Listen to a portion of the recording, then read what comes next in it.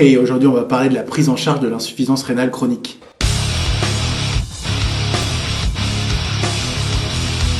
L'insuffisance rénale chronique, c'est quand le débit de filtration glomérulaire va chuter en dessous de 60 ml par minute et ce sur une durée de plus de 3 mois.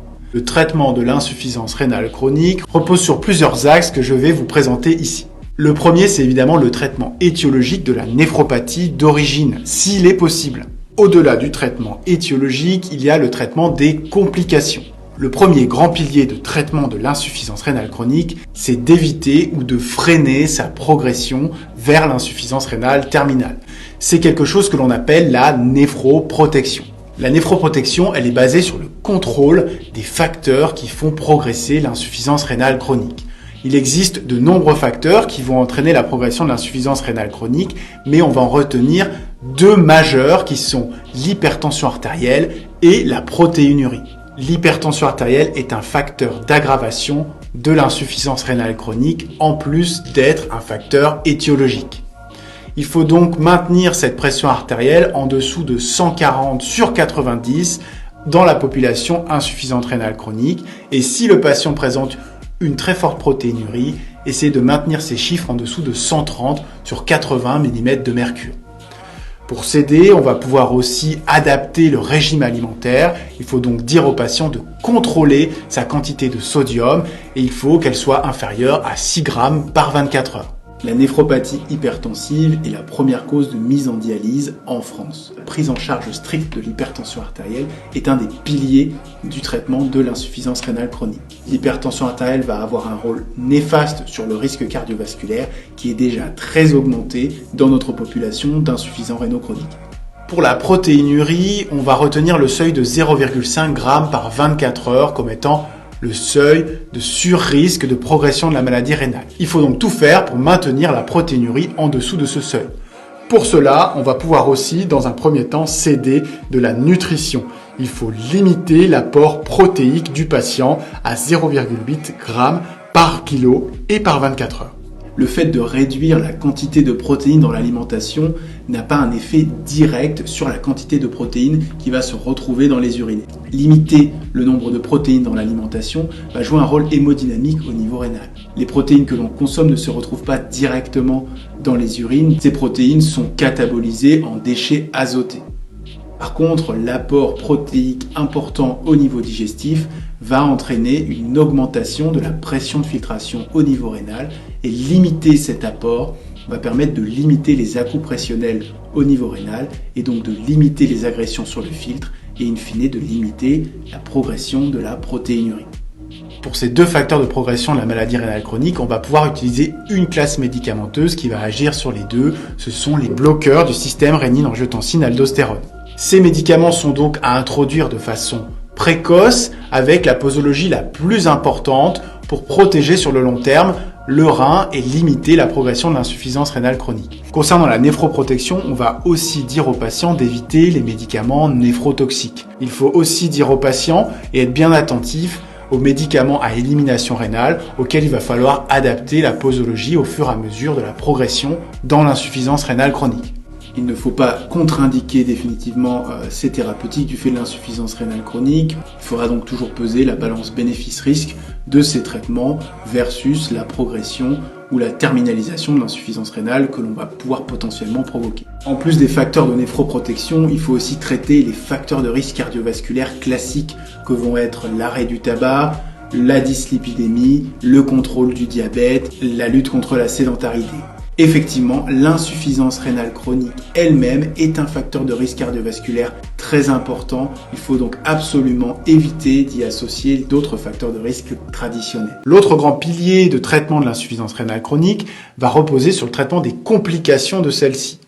À mesure que le rein va dysfonctionner, il va perdre la capacité d'assurer ses grandes fonctions. La filtration des déchets avec l'accumulation d'un certain nombre de toxines urémiques, les troubles phosphocalciques, les troubles hydroélectrolytiques avec l'acidose métabolique et l'hyperkaliémie, la surcharge volémique et l'anémie normochrome-normocytaire arégénérative. Pour ce qui est de l'accumulation des déchets, aujourd'hui il n'existe pas de traitement standardisé pour la limiter. Mais l'ensemble des mesures que l'on prend dans l'insuffisance rénale chronique, on va de fait limiter l'accumulation des déchets. L'accumulation d'un certain nombre de toxines urémiques va pouvoir jouer sur l'ensemble des fonctions du corps. Et de nombreuses répercussions sont encore très mal connues. On sait néanmoins que l'accumulation de ces toxines urémiques vont augmenter le risque cardiovasculaire, perturber les grandes fonctions métaboliques et les grandes fonctions d'organes, et induire par exemple de l'insulinorésistance ou des déficits hormonaux sexuels et donc de l'infertilité et de l'impuissance. Pour ce qui est des troubles phosphocalciques, on va surtout s'intéresser à l'hypocalcémie, l'hyperphosphorémie et l'hyperparathyroïdie secondaire. Pour nous aider à traiter ces problèmes, le premier levier va être l'alimentation qui devra être normocalcique et réduite en phosphore. On va pouvoir ajouter à ce régime la prescription de vitamine D native. Si cela ne suffit pas, on peut donner des compléments calciques aux patients et prescrire des résines qui vont chélater le phosphore dans le tube digestif afin d'éviter qu'il soit absorbé. Et si cela ne suffit toujours pas, on va pouvoir donner des analogues de la vitamine D, des calcimimétiques ou proposer la chirurgie pour l'hyperparathyroïdie secondaire. Pourquoi donner de la vitamine D native alors que le rein ne peut plus l'hydroxyler ? Eh bien, il va persister une hydroxylation résiduelle dans le corps qui va permettre quand même de produire un petit peu de vitamine D active. En ce qui concerne les troubles hydroélectrolytiques, on va traiter l'acidose métabolique et l'hyperkaliémie. L'acidose métabolique, elle est liée à la mauvaise élimination par le rein de l'acidité et aussi à l'accumulation des déchets azotés qui sont acides. Cette acidose, elle va poser plusieurs problèmes. Elle va poser des problèmes cardiaques et des problèmes nutritionnels puisqu'elle va aggraver le catabolisme protidique.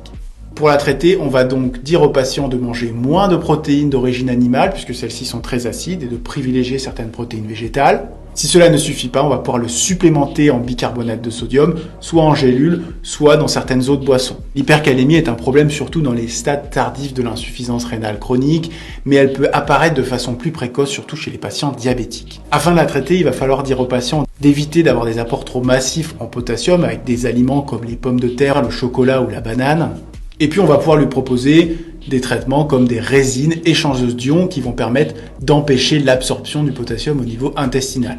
On va aussi traiter l'acidose métabolique puisqu'elle va être un facteur d'aggravation de cette hyperkaliémie.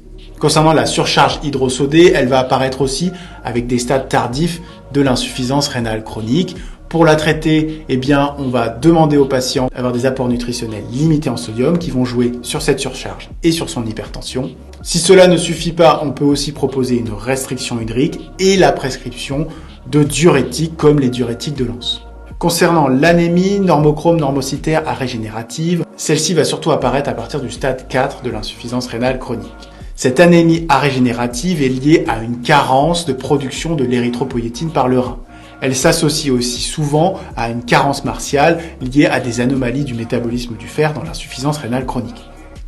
Pour la traiter, il va donc falloir corriger la carence martiale et apporter de l'érythropoïétine de synthèse si besoin.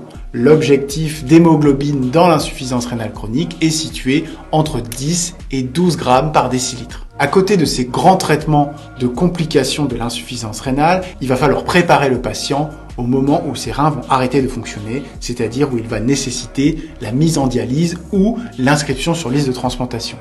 Cette partie de la prise en charge de l'insuffisance rénale chronique, elle doit commencer dès le diagnostic de l'insuffisance rénale chronique. Ainsi, dès le stade 3, il faut préserver le capital veineux du patient pour pouvoir lui confectionner une fistule artério-veineuse s'il aura besoin de faire de l'hémodialyse. À partir du stade 4, il faut absolument informer le patient sur les différentes techniques de suppléance qui vont s'offrir à lui, la dialyse péritonéale, l'hémodialyse, la transplantation ou le traitement conservateur.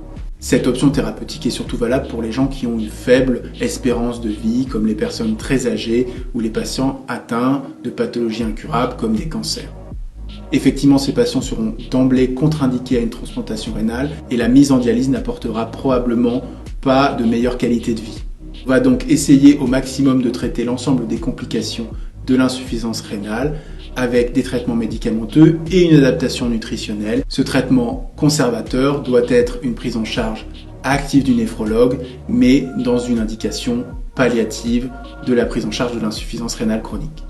Vous avez donc compris que la prise en charge de l'insuffisance rénale chronique est pluridisciplinaire, avec au milieu le patient dont l'éducation thérapeutique est primordiale pour bien intégrer les différentes facettes de cette prise en charge. Voilà, j'espère que vous comprenez un tout petit peu mieux dans les grandes lignes les principes de traitement de l'insuffisance rénale chronique.